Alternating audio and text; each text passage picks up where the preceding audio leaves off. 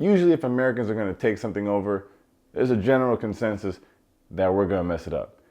And a lot of that criticism is warranted. Let's see if it's the same for Love on the Spectrum Season 3.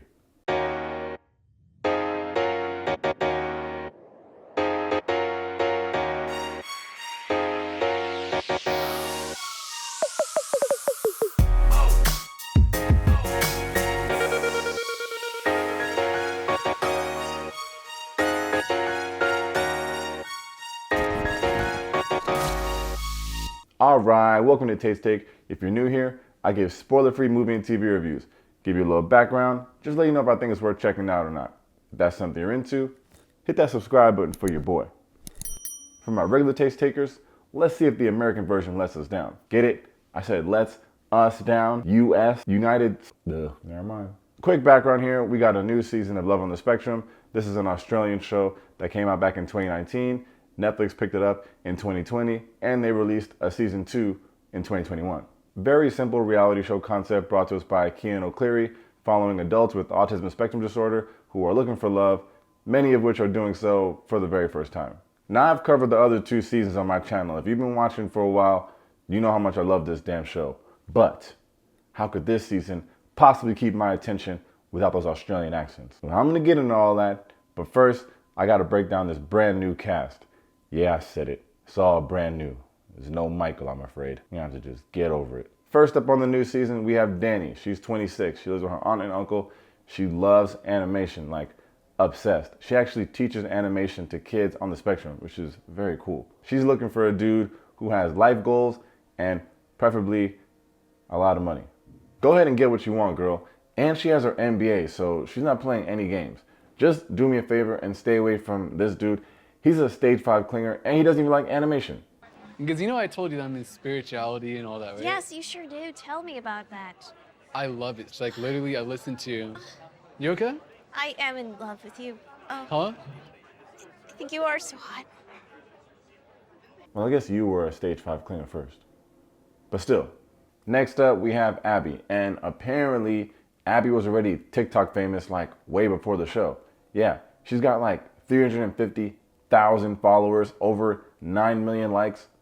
That's good content. Abby's 23 and she lives with her mom and her brother. She loves lions and Disney princesses. She said that Little Mermaid is her favorite because in Part of Your World, which is the best Disney song ever created, but don't at me though. In Part of Your World, Ariel forgets some of the words that she wants to use, and Abby said that sometimes that's how she feels. Yeah.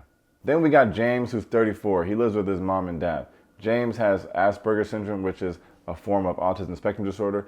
Elon Musk actually recently came forward and revealed that he also has Asperger's syndrome. I'm actually making history tonight as the first person with Asperger's to host SNL.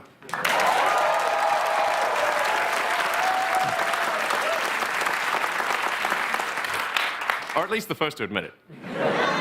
And if you ever watch Elon, it might make a little bit more sense now.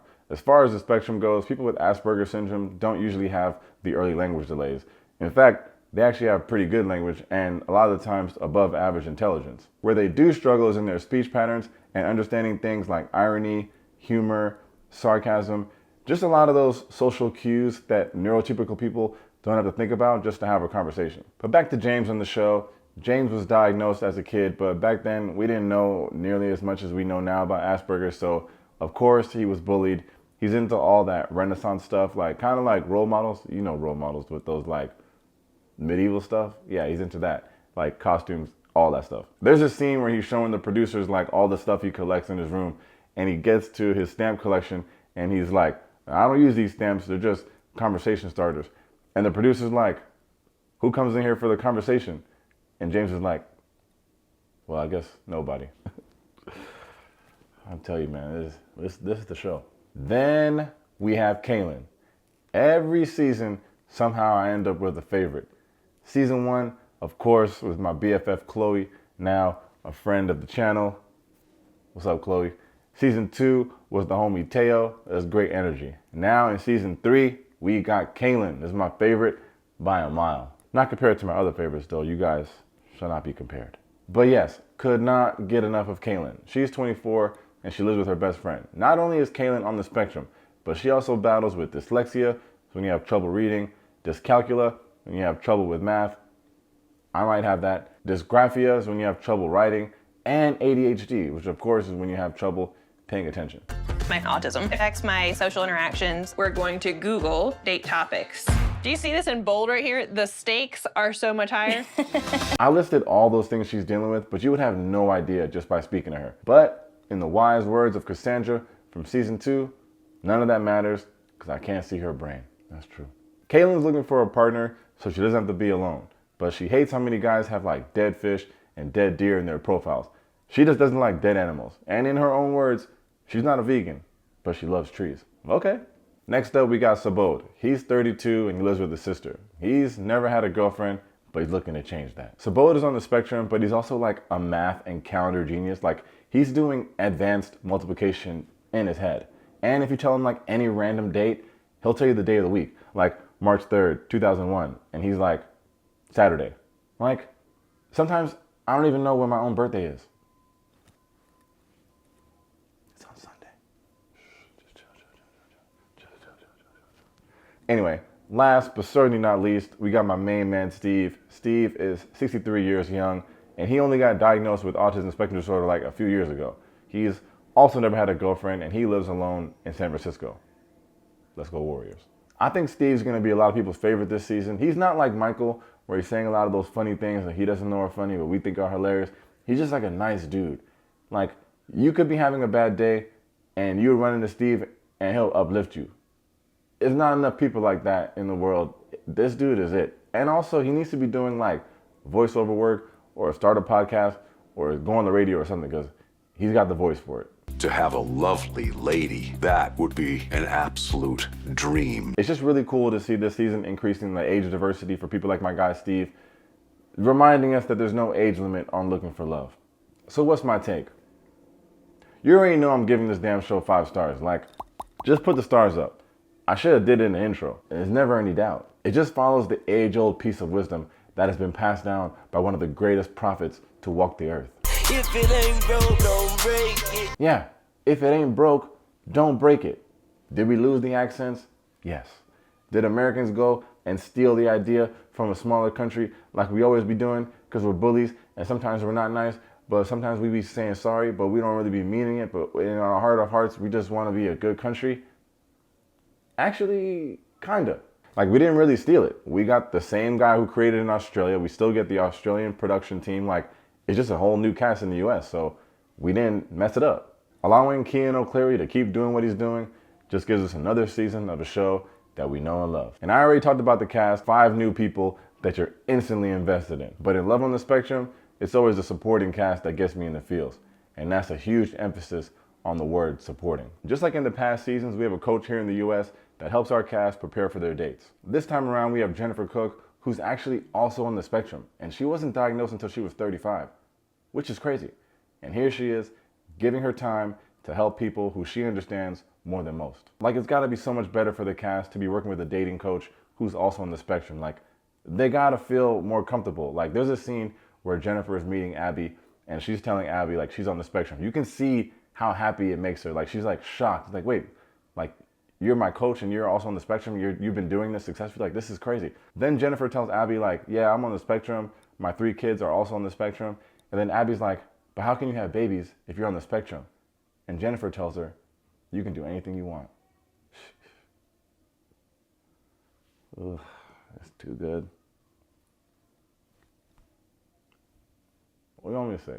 Then, of course, you know it's not a Tate's Take Love on the Spectrum review if we don't talk about the parents. It's always gonna be my soft spot watching this show because you can tell how proud they are watching their kids do things that they probably never thought they could do when they were growing up. I think this time around, my favorite parent is gonna be James' dad. And look, all these parents and aunts and uncles and friends, they're all icons. But James' dad just makes it look effortless and I think shows how much of a normal household they have, even though you know it couldn't have always been that easy. He does all the cringy dad stuff that you would expect from a cringy dad, and James reacts just how anybody else would. There's also something to be said about Sabo's parents. His mom is great, and she does all the talking, all the interviews with the producers and all that. But when you watch this, you'll see his dad. And I'm gonna leave it at that, but just know you'll see it. this show is too damn heavy. It's just too heavy. Anyway, we can't talk about supporting cast without talking about the final element, the dogs. And when you watch this show, you'll see how much time the camera spends just watching them walk around or just lay there. And you're probably like, why the hell do you keep showing these dogs? And a lot of these dogs are service animals, so it's like a nice way to like subtly pay homage to these dogs who probably mean a lot more to the cast than they even talk about or sometimes even realize. But it's not a total love fest over here. I do have one bone to pick with this show.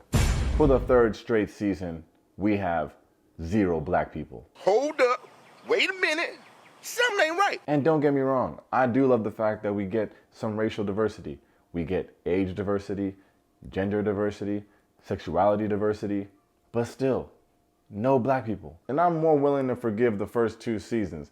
Australia only has 25 million people total. There's more people in Texas. And of those 25 million people in Australia, only 1.5% of them are black. So yeah, it might be a little harder to find a black Australian person on the autism spectrum that's willing to be on the show. But in the US, I would expect the show creators to find them. There's only 400,000 black people in Australia. There's 41 million black people in the United States. Autism affects about 1 in 54 kids, and the numbers are consistent across the races. But black and Hispanic kids have always been less likely to be diagnosed, which is not surprising. I just wish they took the rare chance where autism has a platform to highlight some of our stories and try to change that narrative. So season 4, let's make it happen. This is still a great show, and people still won't watch it. We got Love is Blind, The Ultimatum. It gets all the views in the world, and then you get an actual wholesome show like this that can help people, and we don't watch it. It's all right though. I'm still gonna watch it, and I don't care if no one else does. Love on the Spectrum US is available right now exclusively on Netflix. Just like last time, I do have a link to the Autistic Self-Advocacy Network. They provide support, community, and public policy advocacy by and for people on the autism spectrum. So check that out in the description and show some love if you want to like get more involved or like donate to the cause. As always, thanks for checking out Taste Take. If you enjoyed the video, make sure to hit that like and that subscribe button in the comments. Let me know if you plan on checking this out. Do you think it compares to the other 2 seasons? Is it just as good? Think the other ones were better? Do you have a favorite character? Do you have a favorite parent? Do you have a favorite dog? You gonna watch the show? Thanks for the time, y'all. Peace.